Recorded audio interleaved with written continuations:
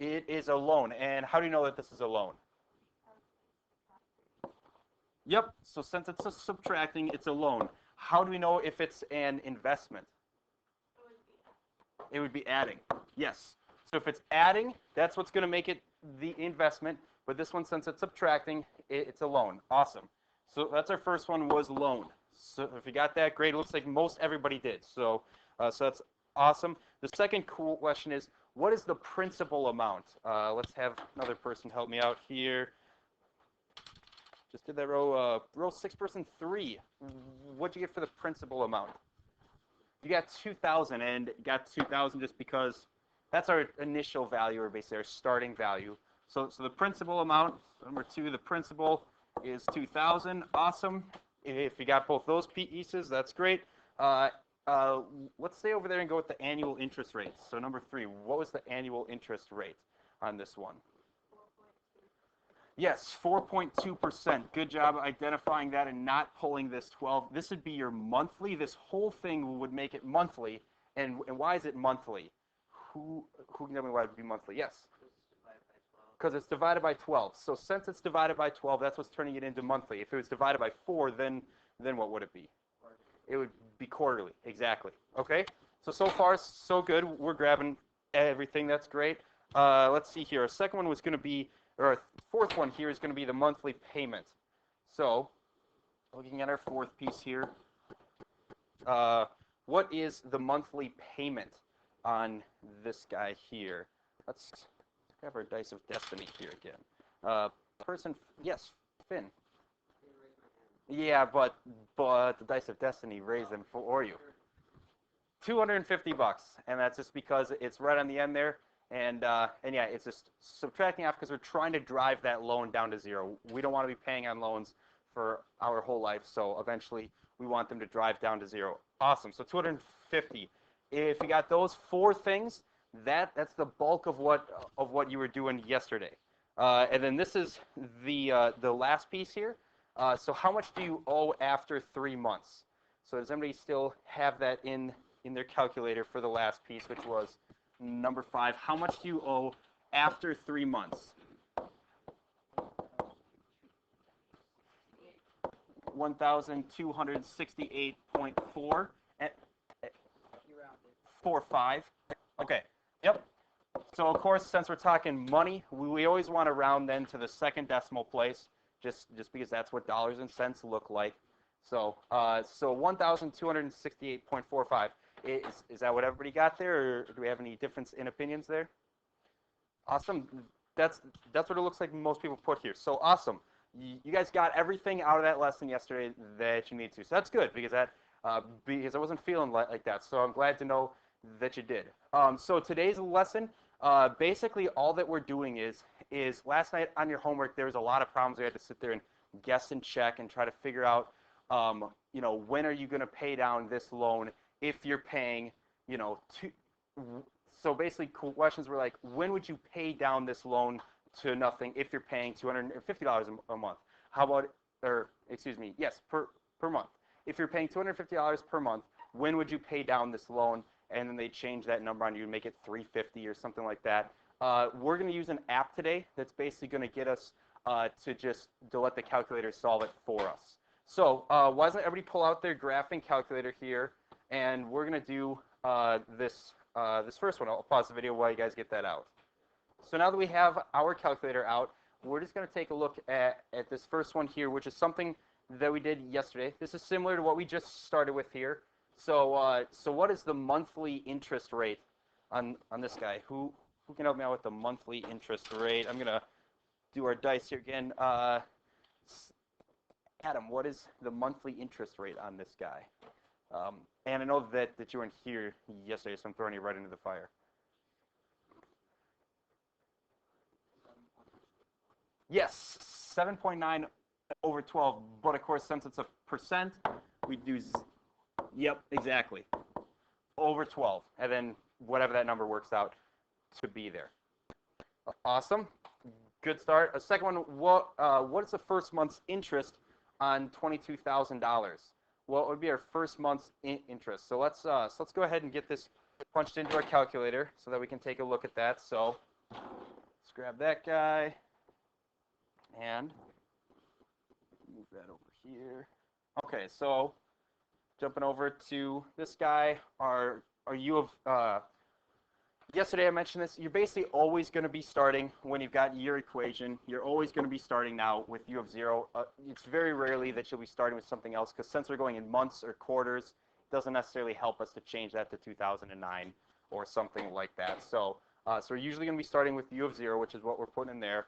And then we're just going to be, since it's a car loan, it's going to be adding here because the bank is getting its interest there. So that'd be 0.79. And then close it off. Then we're going to take off, or let's say we're just looking at the first month's interest, so we shouldn't need to take off anything because we don't know what the payment is yet. And then our starting or principal value would be 22,000. And then go here, first month's interest. This should all look familiar because this is what we did yesterday. So first month's interest, we get this as our first month, and then all that. Yes, sir. Oh, I sure did. Thank you. Oh, that's not right. I did. Yes, thank you. Classic wait and see here. How far did I go? Okay. Divided by 12. Thank you. Yes, that is a key thing because that's what's making it monthly, not yearly. All right. So let's go back to our table here. So jumping over here. It looks like this is our first month's payment here, so about 22,145 if I round it to the dollar, or 144.83 if you're going that route. And then all that you'd be doing to find the first month's interest would just be you take your initial or your principal, and or you would take the first month, so that'd be 22,145 if I round it, just to make our numbers easy. And you're subtracting off the first value, and you find out that $145 is your first month. I'm kind of going through this fast because this was the exact same example that we did yesterday. So now here comes to our new part. If you pay $300 a month, well, we still could find this because just adding or just taking into our formula and putting in that minus 300. And going from there. So we can figure that out as well just by plugging that in. So that'd be minus 350, so paying that per month, and figuring that out and going from there. So what's the balance after the first month? Just go over there. Pretty straightforward there. Except I think I did 350 instead of 300 there, but I was kind of looking ahead and get myself set. But yes, 300 versus 350. So I believe that works out to be, if it was 145 in interest, it should be about 155 off of this number. So 21,845 would be our balance there then. Okay, so now the last piece. How long will it take you to pay off the car loan if you pay $350 per month? This is our new piece here. So we're going to let the calculator solve that for us. So previously what we've been doing is we've just been going in the table and guessing and just trying to figure out when that's going to happen. Now we're going to use an app to do that. Yes, apps were around before the iPhone was, and it's on your calculator. So if you hit this button right here that says apps, it's kind of kitty corner to the alpha key. So if you go apps, then your first one here that you've got is finance. So do finance. TVM Solver. That's the app that we're going to be using. So this is what this looks like here. And if you want to, you can get another view of it up on the second page of your notes there. But what you're looking at here is N. N is going to stand for the number of payments. So in our case, since we're doing it per month, this would be the number of months to basically pay this off. I%, that is going to be the interest rate. And this, since it's got that percent sign, now instead of doing all those, the decimals that we've been doing, so like with our last one when we had 0.79, we're now going to be doing opposite here, we're now going to be doing 7.9 and just leaving that as 7.9 because it's already got the percent in there. So that's going to be the one change to be sure and watch for if you're flipping back and forth between plugging it into your y equals there or using this guy here. So let's so far just go through and get some of these pieces in here. So we're unsure how far or how many months, so we'll skip that. Our percent on this one, if we look at it, 7.9%. So let's have everybody punch that in, 7.9. And I guess before I go farther, wasn't everybody turned in, and make sure that everybody's on this app here with the calculator. So show it to the neighbor next to you. So just had a good cool question. Shouldn't the I%, since this is monthly, be the monthly percent? This is taking into account that this is annual interest percent here. So this will always be annual interest percent. It's not going to be your monthly one, so you don't have to do that divided by 12. All right. So, yep. And then PV is basically, take a look at this here. So PV, that is going to be your present value. So what this is saying is it's kind of like saying what's the principal value. So since this is a loan, you always want to put that as a negative there. If it's interest, then don't put that as negative. But since this is a loan, it's going to be negative. So we're going to put in our $22,000 there. And then our payment amount, we know that that is $350. $350. And then FV stands for future value. And we want our future value to be 0 because at some point we want this loan to be nothing. And then these last two here will always be the same number, but this is where you would put in whether it's a monthly or whether it's a quarterly or basically something like that. So here, since it's monthly, we're going to do 12, and then this payment, you'll basically just always leave that on end. So, because that's saying is at the beginning of the month or the end of the month, and you always want to do it at the end there. So, yes, so that's the piece I'm just about to get to here. So the 60. So this is where it gets cool. So we're trying to figure out how many payments it's going to take for this to go down. So we can let the calculator do that for us. It's a lot faster. You click the alpha key once you've highlighted onto that N, and then go enter is the solve, and that'll solve it for you and tell you how many monthly payments that's going to take for you to get out from that $22,000 loan. It'll take 81 and then some, so basically 82 months. So another good point of clarification, does this take 81 months to get out from? No, it should take 82 months. And it's not between 81 and 82. It'll take you 82 months because at 81 months, during 81 months, there is still a value on that loan. Yes, sir. I was just hovering over the end. Then you probably have something in the calculator wrong down below. But so it should be negative because this is a loan. For interest or for investment, you would be making that positive. Before I grab the questions here, why doesn't everybody turn towards each other? Make sure that your calculators all look the same, and we'll see if that'll clear up a few of these questions here. I'm going to pause the video. So the really big thing is that if you're doing some sort of a loan payment, make sure that's a negative value because the calculator is saying, okay, I'm taking a negative value and I'm getting it down towards 0. If this starts at positive and it's growing interest, it's never gonna go back down to 0.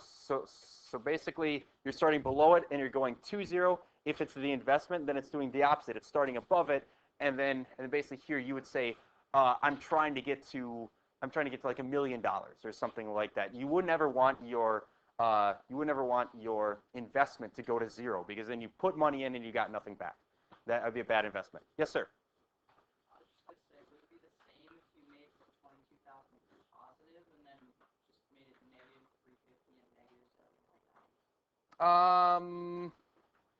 In theory, you could do that. in theory, you could do that. I don't even want to show that because I just want to have one approach to it. But in theory, you could do that. Yes. So and then this alpha solve thing, we can do that for any of these values here. So let's say that we want to pay this off in 60 months. So if we pay this off in 60 months, we want to figure out then what does our payment have to be to get it to pay off in 60 months. So our interest rate's the same, our initial value is the same, our final is the same, it's a monthly payment, so basically everything is staying, but now we're just saying 60 months. How long is that going to take?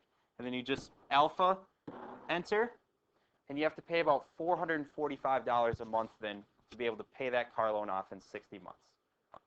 In 60 months, that's a pretty typical car loan. Most of the time, car loans are about 5 years. Most house loans are about 30 years.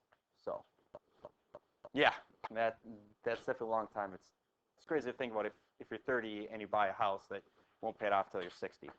So that's why they also have 15-year options.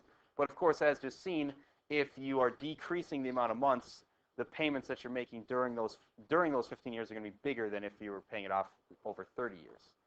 Yes? So if you make a loan for a house and then you sell that house, you pay the loan for that house with the money that you sold it? Yep.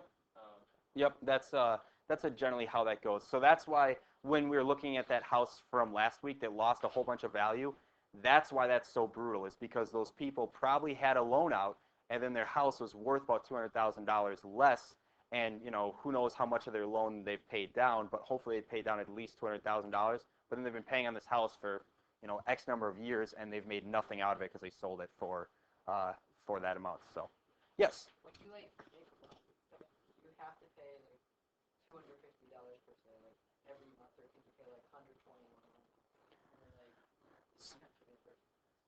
So generally, they'll have a minimum payment, and they'll say your minimum payment to be able to pay off this loan, because all banks will set it up so that it's like, hey, your payment per month will be like this, because they want to eventually get their money back.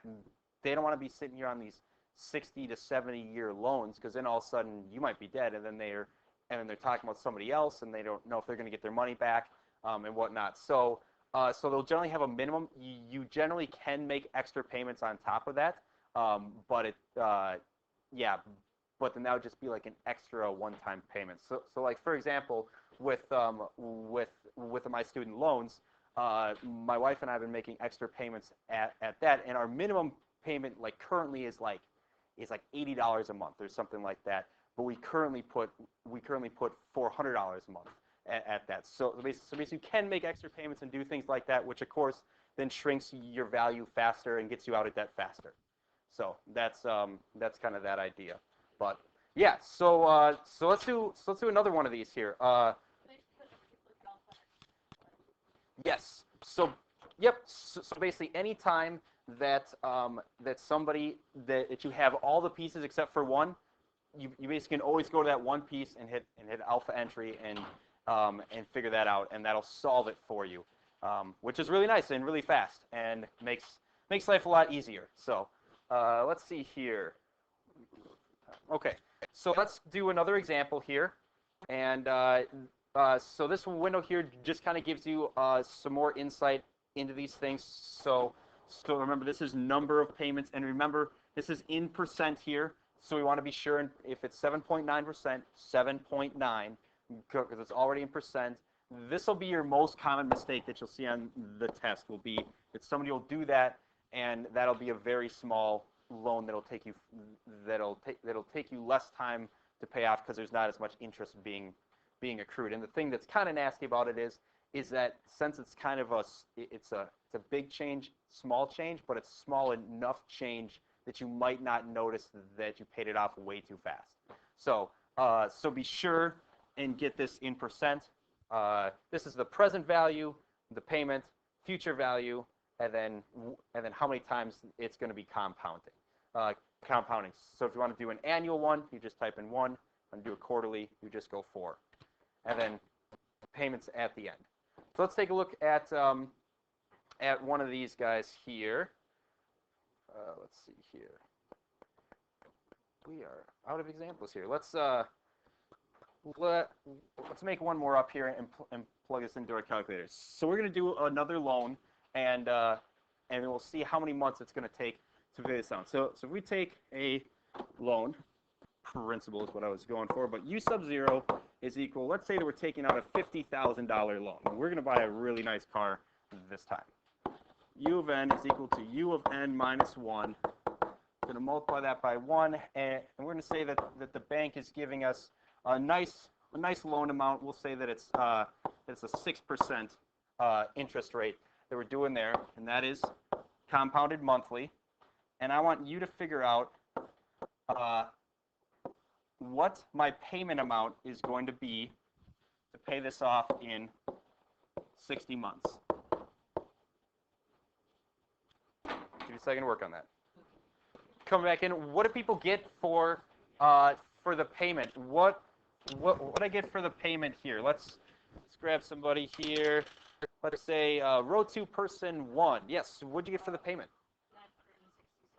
966, and then I'm guessing that there is some decimals in there too. 0.64, sure, or 967 if you want to round it off. Most banks will round that off and not make you do the cents. Thank you. There it is. The cents on that payment. They'll usually round that off. So $966 to get a $50,000 car. So when you see the ads on TV for your different, for like a BMW, that would be like one of the I'm losing all my words today. One of the suburban like style ones. Those cars, you're looking at cars that are $50,000 there.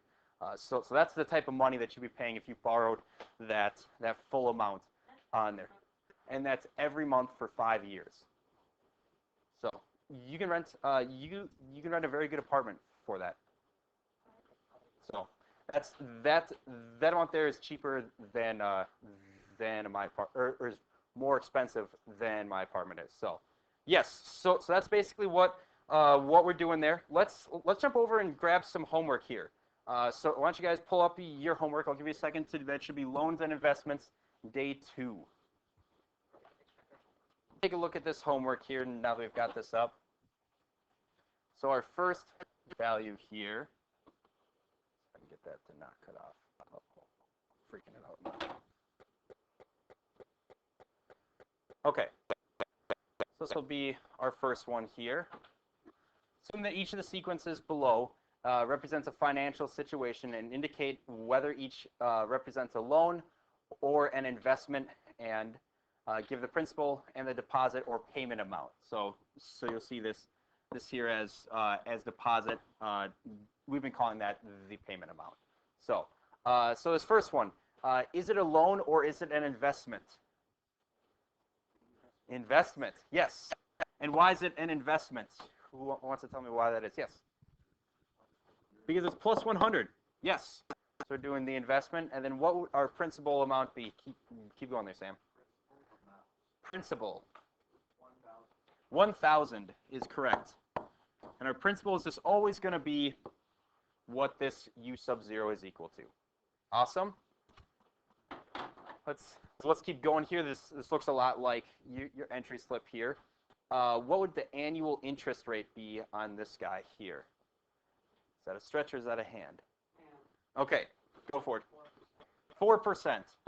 And we like to write these as 4% because that's what we're going to be used to putting into that app on our calculator. So we'll definitely want to do that. Let's see here. And then is this a deposit or is this a payment? I should explain this a little bit more clearly. So payment, we would be paying down on a loan. So that'd be a payment. A deposit is something that we will be putting into the investment because we're trying to help that investment grow a long way, instead of just putting in that initial and watching that. When basically adding money into it, you're going to help that thing grow over time. So so is this a deposit or payment? I've basically answered this, but in this case it would be a deposit because it is an investment. Yes. If it's investment, will it always be deposit? Yes. Yep. I mean, yeah. that's the simplest way to look at that. Those two will be linked, and then these two will be linked because you're making a payment on a loan, you're making a deposit on an investment because you're trying to grow your money there. Okay, and then let's take a look here. What is the deposit amount? Forward.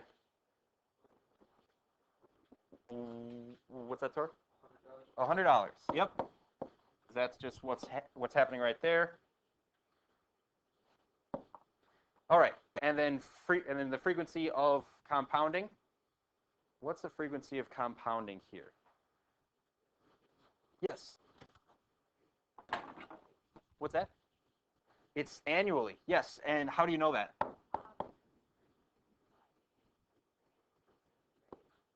Yep. Yep. So this is the same thing as saying divided by 1. So I like a 7. So this is the same thing as saying divided by 1. So since it's divided by 1, it's just compounding once a year. So that's how this first one goes. Pretty straightforward there.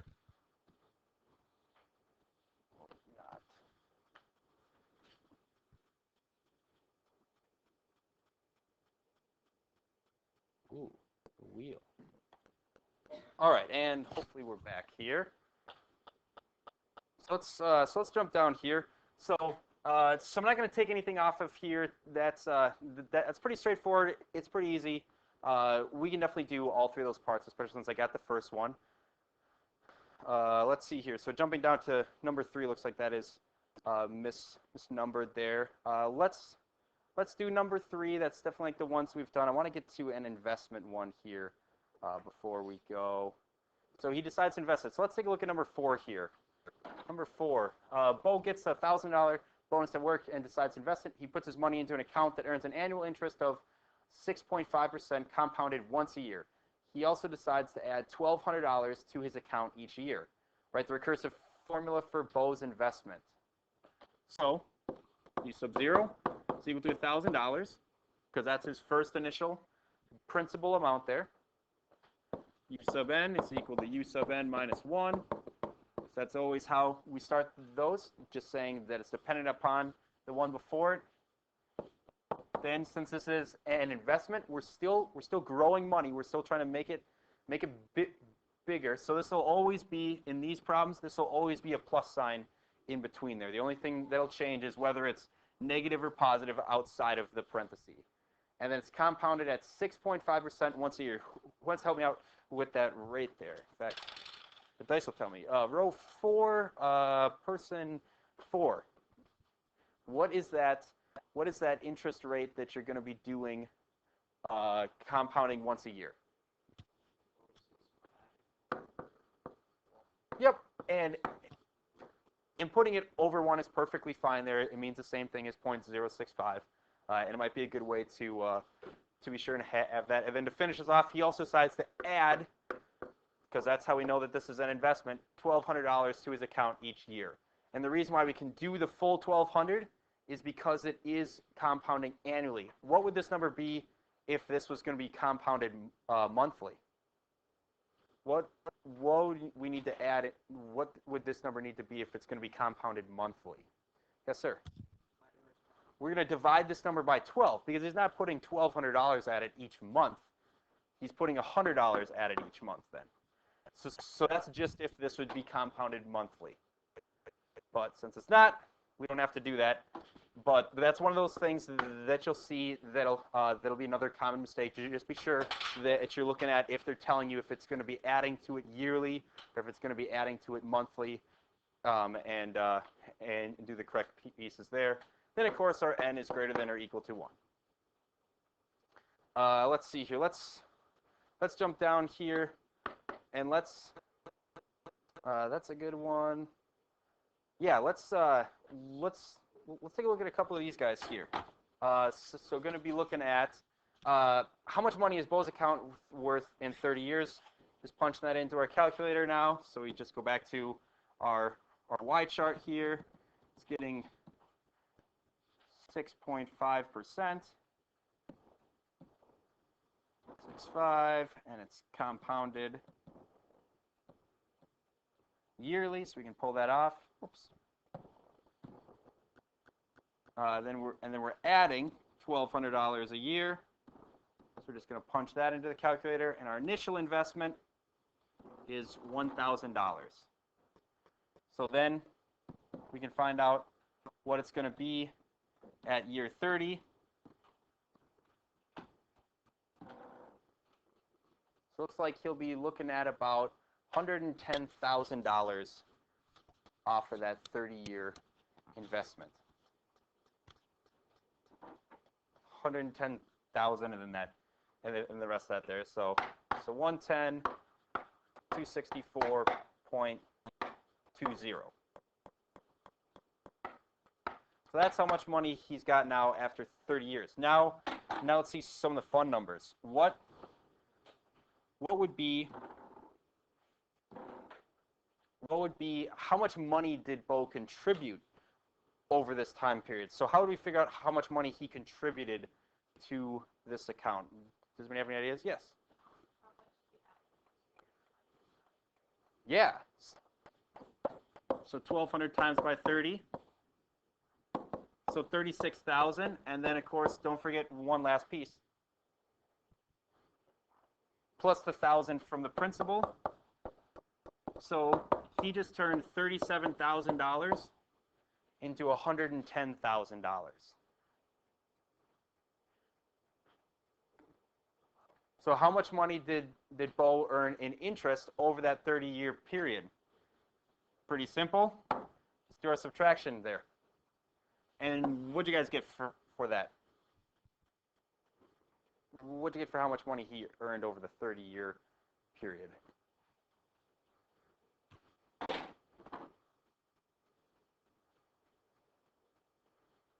Yes. 73,264 and 20 cents. Or 20 cents, right? Okay. Yes. So he earned $73,000 over that 30-year period. Yeah, and that's a nice little return on investment there. And the thing that's always a lot more fun is once you get, so 30 years is a good starting place. If you can get your money to grow into the 40 years, then that's when you really start to see it pick up, because now you're earning this 6% interest on $110,000. That's when it's really going to start to take off, because remember, these are exponential graphs. So the further that you get along in time, the faster that graph is going to be shooting up and up and up. So part B, what is part B? Oh, what time period does N represent?